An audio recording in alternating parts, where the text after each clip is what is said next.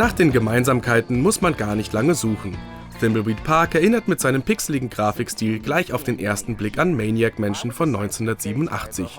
Und das ist natürlich kein Zufall. Hinter dem Kickstarter-Projekt steht nämlich kein geringerer als Ron Gilbert, der mit Spielen wie Monkey Island zu den Gründervätern des Point&Click-Adventures gehört. Gilbert will's nur noch mal wissen und kehrt nach 3 Jahrzehnten zu seinen Wurzeln zurück. Welcome to the future, Who.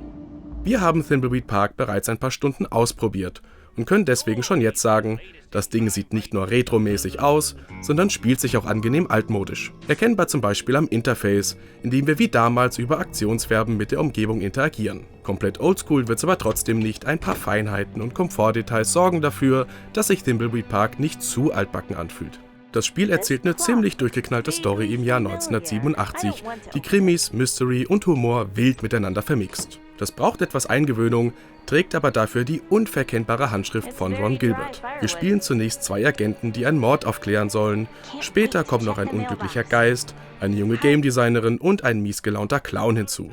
Im Spielverlauf dürfen wir alle 5 Charaktere steuern und beliebig zwischen ihnen hin und her wechseln, um so das Geheimnis von Thimbleweed Park aufzuklären. Das ist aber nur eine von vielen Gemeinsamkeiten mit Maniac Mansion. Auch das Rätseldesign ist ungewöhnlich. Beispielsweise können wir einige Items aufsammeln, die überhaupt nichts mit den Puzzles zu tun haben. Sowas gibt's heutzutage ja praktisch gar nicht mehr im Genre, war vor 30 Jahren aber nicht unüblich.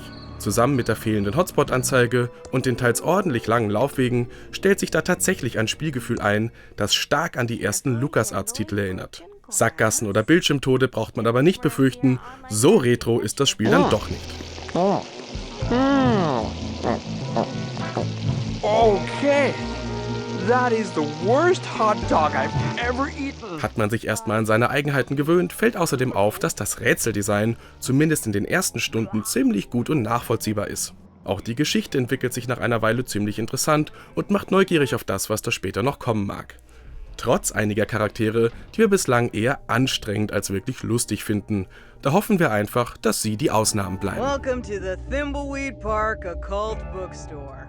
Wirklich cool sind natürlich die zahllosen Anspielungen. Da vergeht kaum ein Moment, in dem nicht ein Witz über das Genre, Monkey Island, Lucas-Arts oder Sierra Adventures gerissen wird.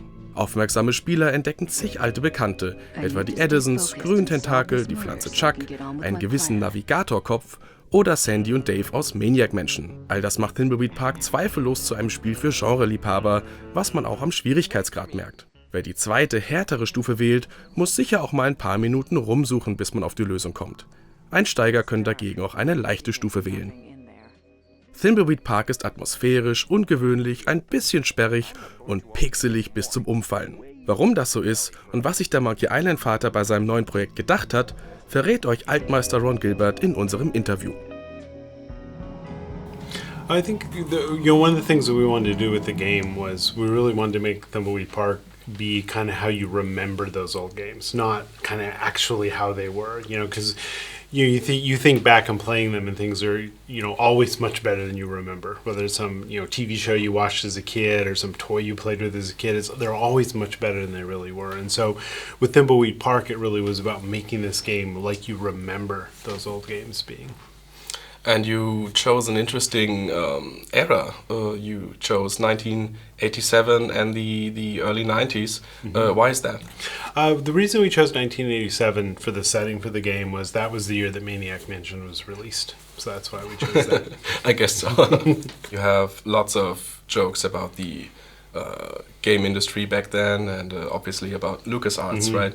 So will there be like Chuck the Plant in the game?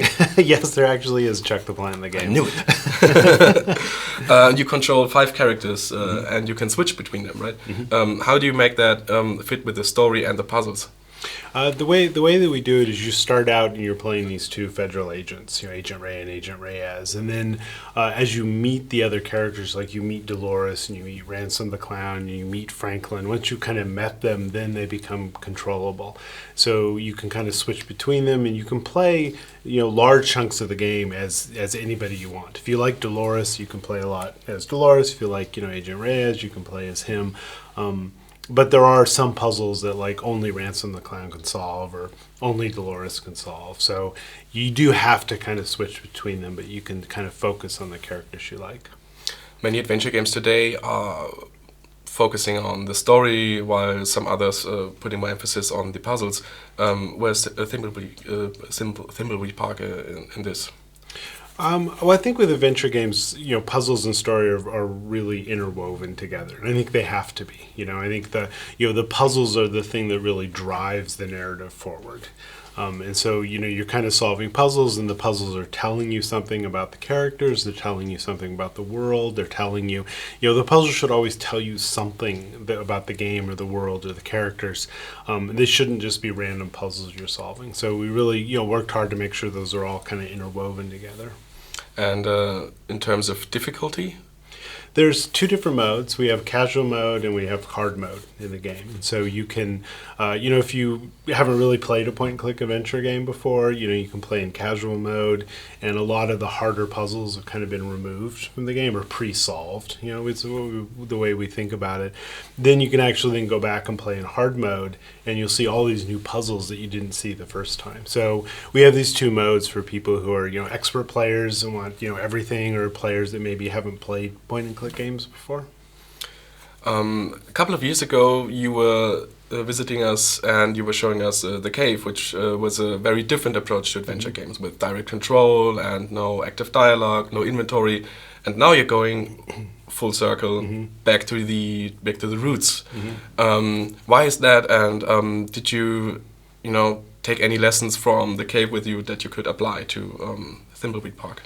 Well, I think the reason is, Gary Winnick and I were having lunch one day, and we were just talking about the old adventure games like, Maniac Mansion and Mookie Island and Loom and all those things that we worked on. And there was a certain charm to those games that I think, as much as I like, kind of modern adventure games, like Kentucky Road Zero and Firewatch and all these things, there's just this charm to them that we kind of just felt was missing, and we didn't really know why that was. And so, doing a very kind of classic point-and-click game was really a part of trying to recapture that charm that we really didn't know where it came from. So that's kind of why we did it that way.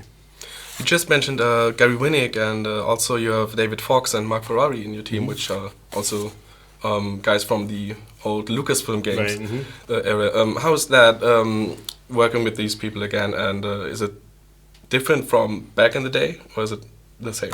I think it's very much the same. It's like, David and Gary and I worked on, Maniac Mansion, and, there was a certain amount of, camaraderie that we had on that. And, I find that we have the exact same thing, working on Thimbleweed Park. And it's really nice to work with those people. Working with Mark, is probably like one of the, if not the best 8-bit pixel artist I know.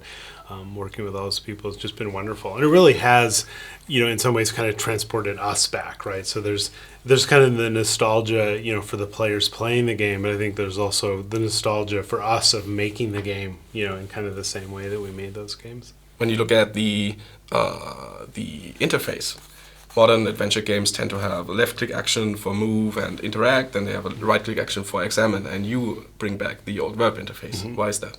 I think, again, it's part of capturing that charm, going, well, what was so charming about those games? And maybe it is the user interface, right? I've always liked the verb interface. I like the fact that the verbs are kind of on the screen. You're not, second guessing, right? Because if you look at, games that only really have a use verb, it's like you're never really sure what you're doing to the object. You're just you're poking at it and seeing what it does. And with the verb interface, at least I know I'm opening it, or I'm pushing it, or I'm pulling it. I know what I'm doing to it. And I think that adds kind of a level of puzzle solving to everything with having the verbs.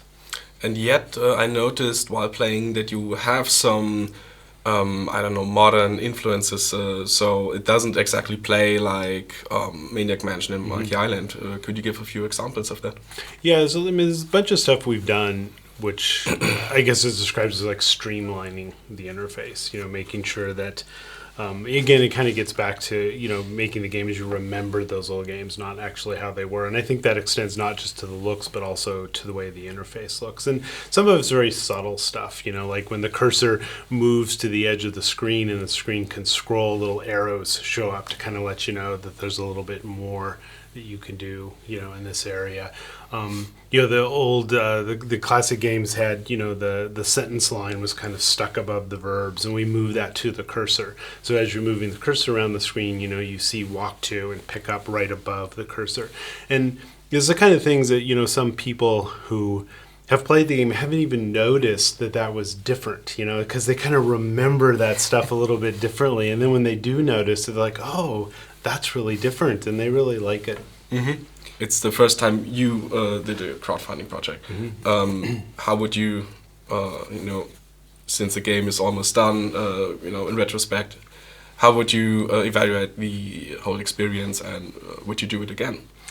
Yeah, the experience has been really interesting, and I think it's been generally good. It's a lot of work. I spend 3 to 4 hours a week just working on either doing the podcast or doing the blog updates and all this. So it's a lot of work, and anyone who's thinking about doing crowdfunding, it's like, don't underestimate the amount of work that you have to go through to do that kind of stuff. But I think in the end it's been really rewarding to talk to the backers and talk to everybody that is on the blog. And we have all of the the phone book entries, so people who backed at $50 or more, they got their name in the phone book, and they could record a voicemail message. And as you saw when you're doing the demo, there's just thousands of names in this phone book, and you can call them all. And the backers have contributed to the library books that are in the mansion. There's over 1,000 different books that people have done, and so that kind of stuff is really, really interesting, and I think really kind of enriches the game a lot.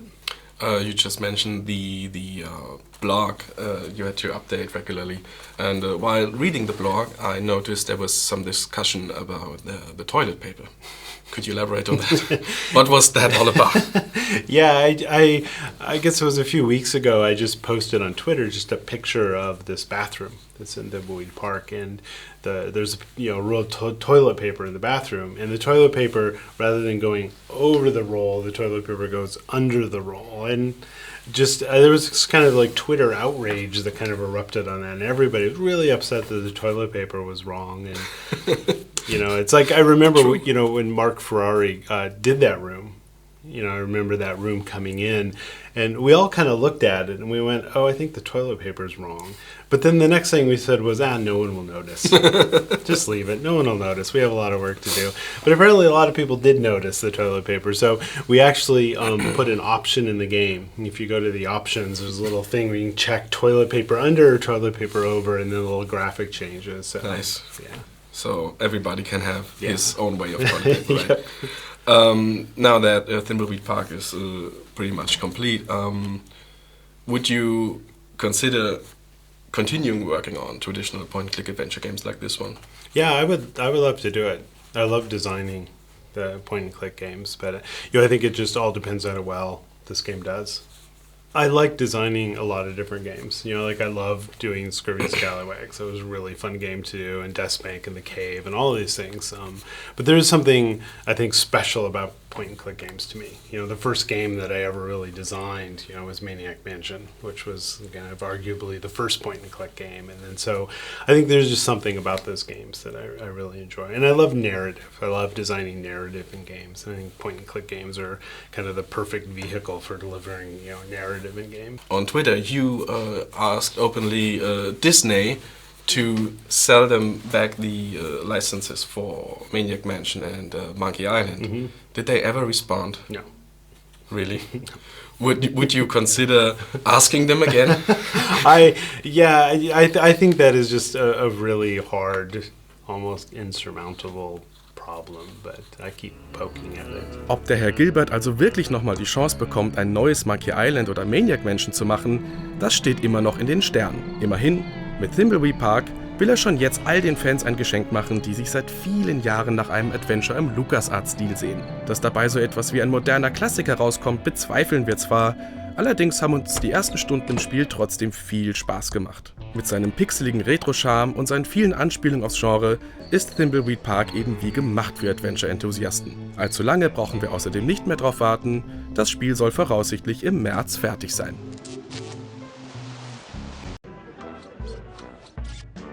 Hey, you, dude with the stupid mustache. You think you look like Magnum P.I.? A 70s porn star called. He wants his mustache back.